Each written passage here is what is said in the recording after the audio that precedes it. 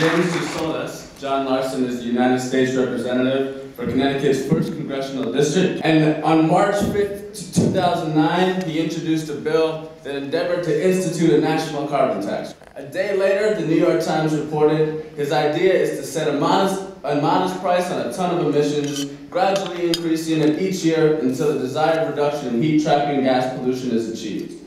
And furthermore, virtually all the revenues from the tax would be returned to the public in lower payroll taxes.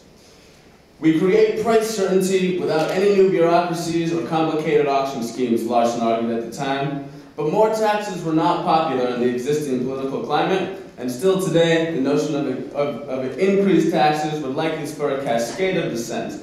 Many academics and those in the political realm who have advocated for policy measures to reduce CO2 emissions argue that a cap and trade is a more plausible alternative. I look forward tonight to hearing what John has to say. Finally, and just this past Wednesday, Larson was re-elected as chair of the House Democratic Caucus. Welcome to Wesleyan, John.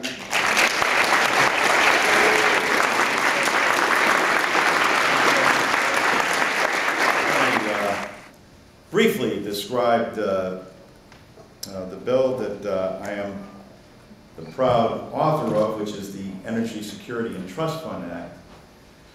And I am going to be deeply honored and proud to introduce it again. Bravo!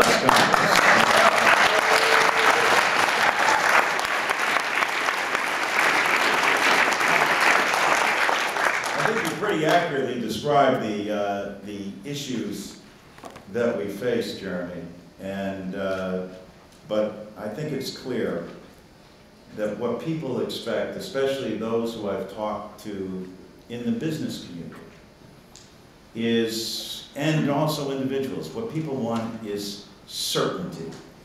And what we know can be achieved by the pricing of carbon is certainty. And we know if we provide for the contingencies that we know will happen along the way, if we tax pollution at its source, if we pass on the savings to the consumer, if we provide for the research and development of alternative energies and the sequestration of carbon and the relief of the impacted workforce that we know this will impact, then we have a path forward to the future that's certain, that's clear, that makes common sense. That's why it has such a difficult time in the United States Congress. I'm very proud to be in a House of Representatives that where we passed more than 450 pieces of legislation that sit in the United States Senate, where they have taken no action on several fronts, but most notably in the area of the environment.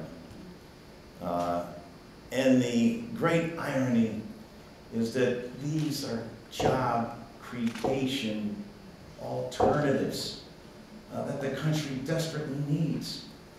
When you have before you an opportunity to address the economy, the environment, a source of energy, and foreign policy, shouldn't we be embracing this?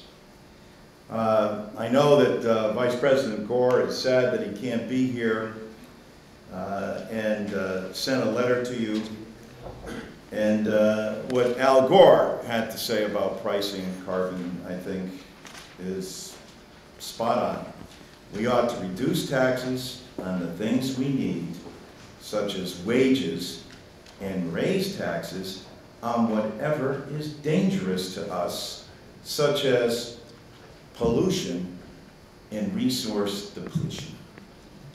You can't say it any more straightforward and to the point. I'm anxious, as is the Vice President, to see what comes out of this conference, but here's one of my thoughts that I'd like to leave with you. I think we have to turn this around and talk about patriotism. I think that, is it patriotic to make sure that all human beings, all of humanity, but our children and future generations have clean air to breathe?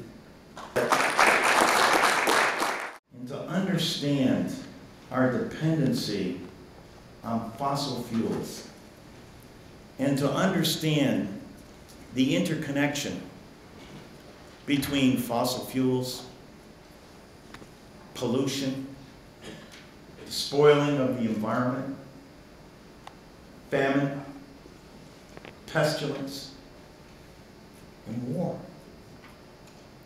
All intertwined in the pursuit of energy.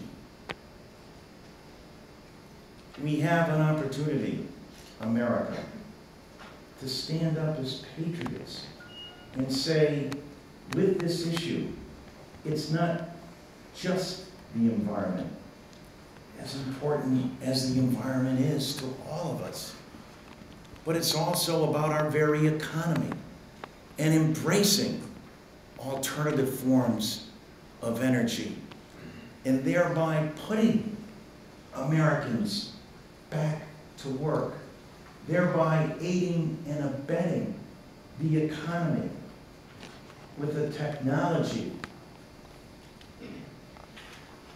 that will assist us in making the air cleaner, the climate less hot,